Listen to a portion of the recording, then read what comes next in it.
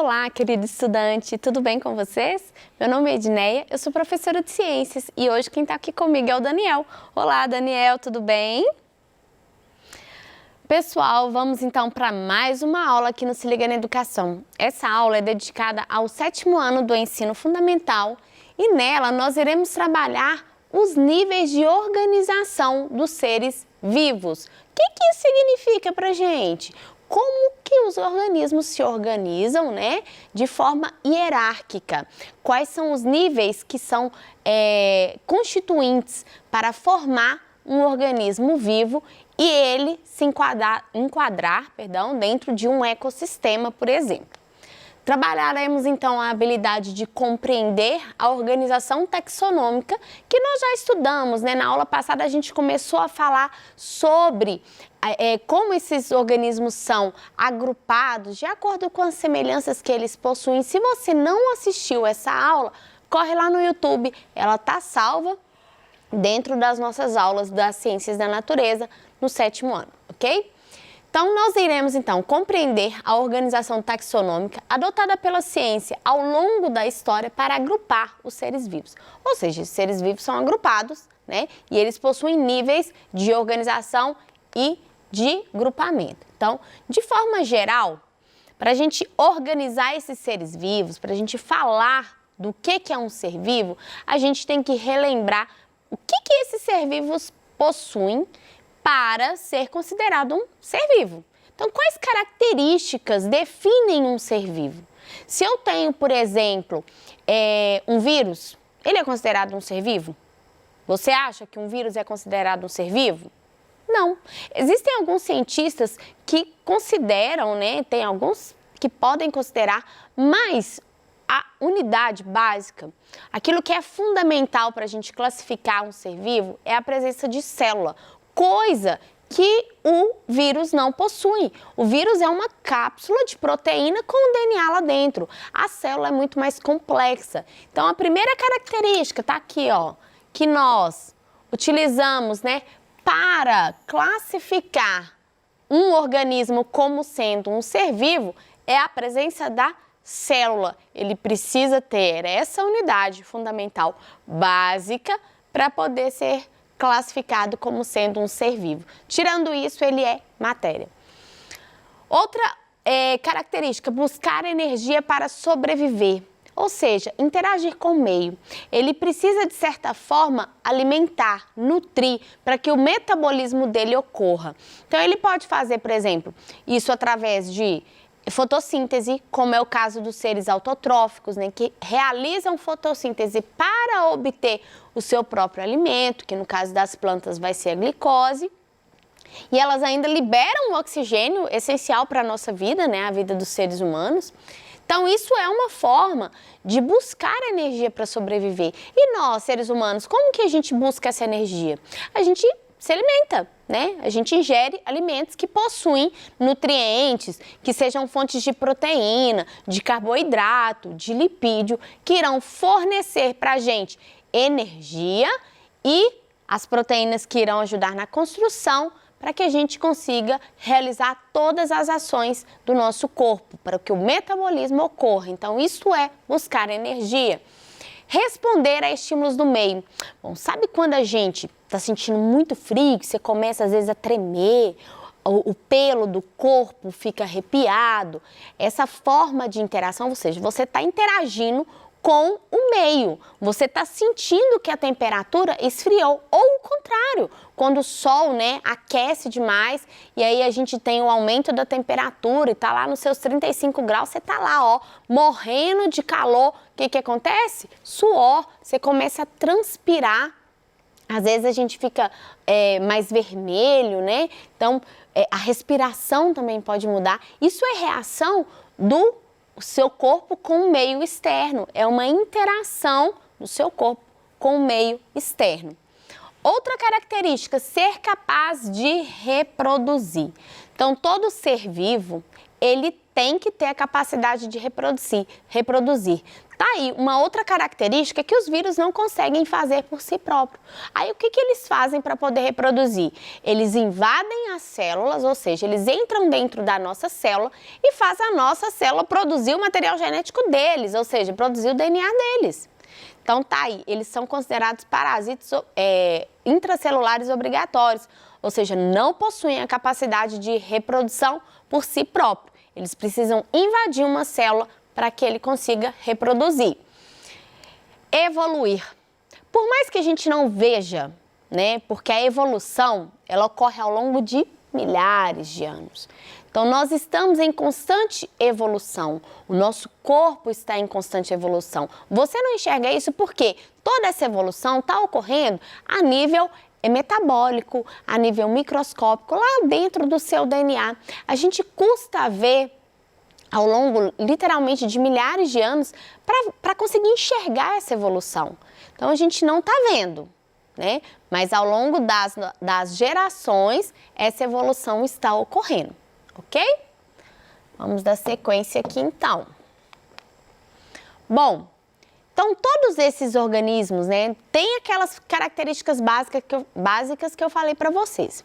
E aí, nós temos um nível de organização.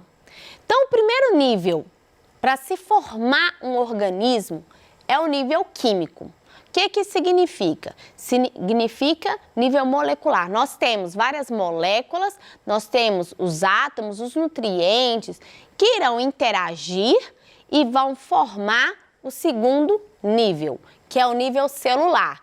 Então, aqui nós temos o primeiro, o nível celular é o segundo, as nossas células, isso aqui é celular de célula, tá, gente? Não é celular de telefone, não, pelo amor de Deus, não confunda. Então, as nossas células irão executar as suas funções em comum.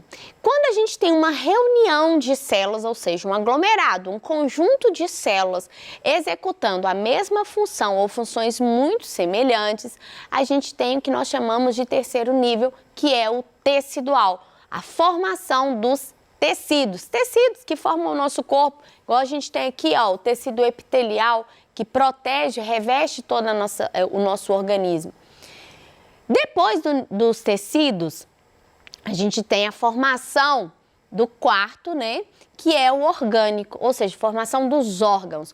Os tecidos, eles se reúnem também, né, com as suas características em comum, com as suas funções em comum, e a reunião desses tecidos irão formar os nossos órgãos.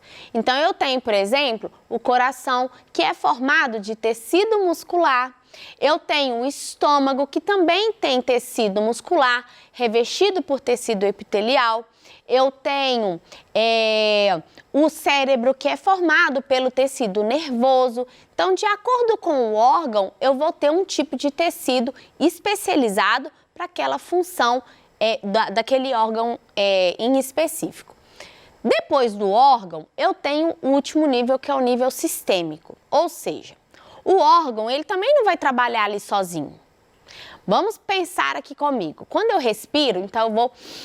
Inspirei, eu levei ar, né, lá para dentro do meu pulmão. O ar entrou aqui pela minha narina, ele passou na minha cavidade nasal, ele desceu, né, pela minha faringe, entrou na traqueia, bifurcou, né, ramificou e foi parar lá no pulmão. Ou seja, eu falei aqui vários órgãos para vocês. Órgãos esses que fazem parte do sistema respiratório. Assim como eu vou ter outros sistemas no nosso corpo, né? Eu tenho a boca, mais uma vez, a faringe, né? A faringe faz parte dos dois sistemas respiratório e digestório, o esôfago, o estômago, intestino, as glândulas anexas que formam o sistema digestório. Então, só aí eu já falei 2 sistemas para vocês. Começamos aqui no nível químico, passamos para o celular para tecidual, de tecidual formou-se os órgãos e os órgãos formou o sistema. O conjunto de todos esses níveis juntos irão formar o organismo, ou seja, essa pessoa que está aqui falando para vocês, eu sou um organismo vivo, né? Eu sou um ser vivo formado de todos esses níveis aqui, ok?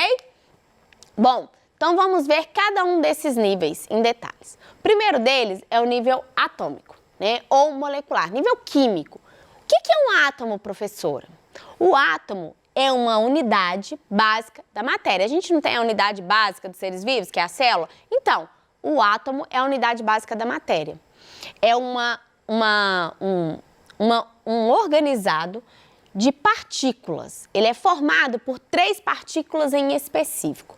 A gente tem o próton e o nêutron formados, né, juntos, eles formam o núcleo, e ao redor desse núcleo a gente tem a eletrosfera com a presença dos elétrons. Tá vendo aqui, ó, essas bolinhas circulando ao redor desse átomo? Isso é chamado de eletrosfera. Essa unidade aqui, gente, é a unidade básica. Tudo no planeta Terra é formado de átomo. Nós temos átomos em tudo. Esses átomos, né, eles estão reunidos lá como elementos, na forma de elementos químicos, formando a nossa tabela periódica. Beleza. Esses átomos, em um momento, né, eles começaram a se combinar. Nós tivemos uma sopa inicial, né? Antes de todo o planeta ser formado e nós termos toda essa constituição que nós temos hoje, começou-se lá com o nível químico. E aí esses átomos foram se organizando, formando o que nós chamamos de moléculas. E aí essas moléculas, aqui eu coloquei o exemplo para vocês da molécula de água, na qual eu tenho um átomo de oxigênio e 2 átomos de hidrogênio. Então, eu tenho 3 desse aqui, ó, 3 estruturas desse átomo, formando uma molécula de água, H2O, 2 hidrogênios para 1 oxigênio, ok?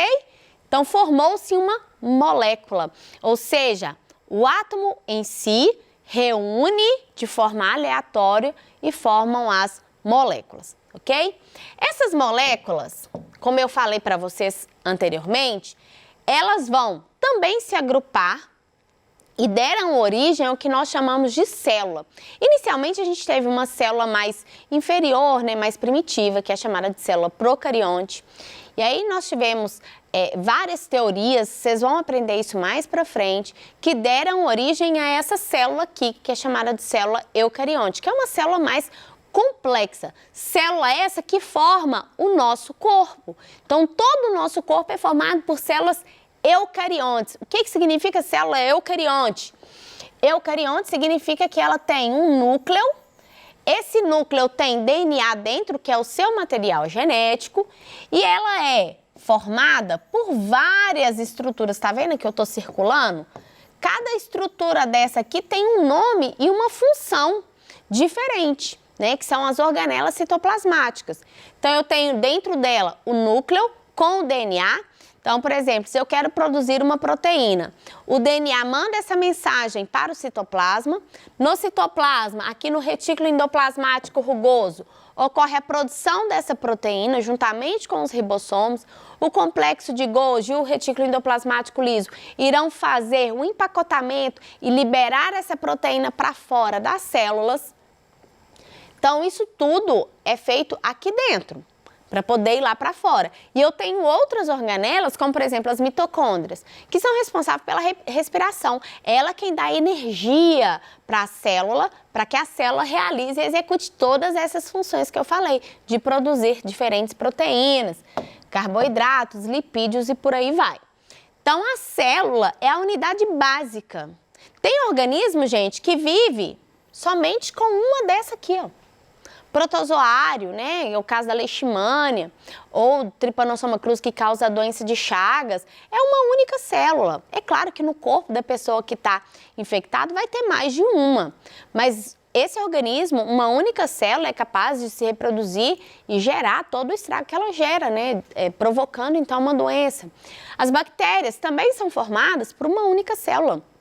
Célula procarionte, né? Que é uma célula mais primitiva, uma célula mais simples, mas também é formada por célula. Bom, Então, nós temos, né, a célula como unidade básica. E aí o organismo pode ser formado por uma única célula ou pela reunião de várias células. A reunião de várias células vai formar o que nós chamamos de nível tecidual, que é o conjunto de células que desempenham função específica. Então, eu tenho um conjunto de células, como eu falei também anteriormente. Um conjunto de células que se desenvolve, sofre um processo de especiação e vai formar os tecidos. Então, aqui eu tenho um tipo de tecido, aqui eu tenho outro tipo de tecido, tecido epitelial, aqui tecido nervoso. Então, de acordo com a região onde ela se encontra, nós temos esses tecidos sendo formados por reunião de células que têm uma função em comum. Esses tecidos darão origem, né, ao que eu falei para vocês, que são os nossos órgãos. Então, os nossos órgãos, nós temos vários no nosso corpo. Nós temos o cérebro, formado pelo tecido nervoso. Nós temos a laringe, que vai ter tecido epitelial, muscular também. Pulmão, coração, fígado, estômago, intestino, rins. Diferentes órgãos que cada um deles vai fazer parte de um sistema. O sistema é o último nível de organização. Bom, nele nós temos vários sistemas no nosso corpo. Então, de acordo com os órgãos, tem alguns órgãos que vão fazer parte de 2 sistemas, tá? Como, por exemplo, o pulmão. O pulmão ele faz parte do sistema respiratório, mas ele também faz parte do sistema cardiovascular. Ou seja, esses sistemas, eles trabalham em conjunto. Todo mundo aqui vai ter uma integração. A integração desses sistemas vai formar o que nós chamamos de organismo, ok? Bom, nós temos, então, diferentes organismos que habitam o planeta Terra. Eu coloquei aqui, ó, exemplos para vocês de organismo. As bactérias, os fungos, os protozoários, que eu falei que causa, por exemplo, a leishmania, vai causar a leishmaniose, Trypanosoma cruzi, que vai causar a doença de Chagas, dentre outros. Os vermes, né? Coloquei aqui um desenhozinho para vocês verem. O xistosoma, que vai causar xistose ou barriga d'água. Os vermes cilíndricos, como oxiurus ou ascaris lumbricoides, que é aquela lombriga. A tênia, né? Mais conhecida como solitária.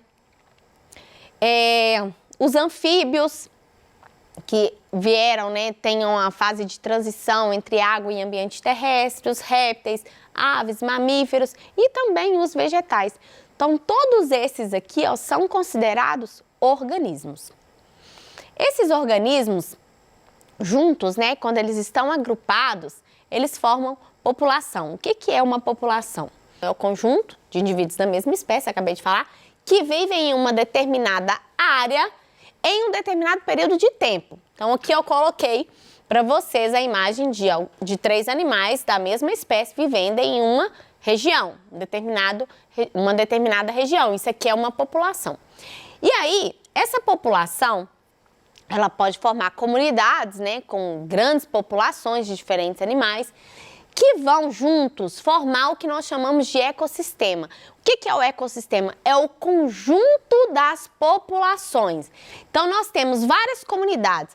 População, a mesma espécie. Comunidade, a gente tem diferentes espécies. Então, eu vou ter lá pássaro, eu vou ter mamífero, eu vou ter réptil, tudo no mesmo ambiente, né?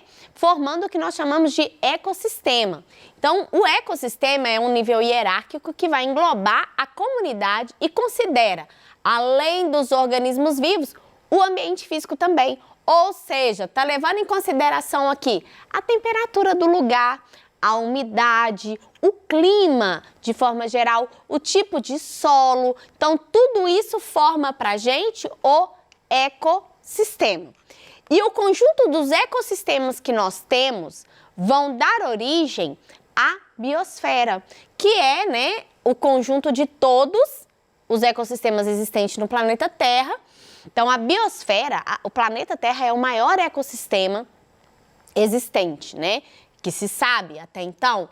Então, é a reunião de todos os ecossistemas, todos os organismos vivos, solo, umidade, o clima, o tempo, tudo favorecendo a existência da vida desses organismos, formando então a nossa grande biosfera.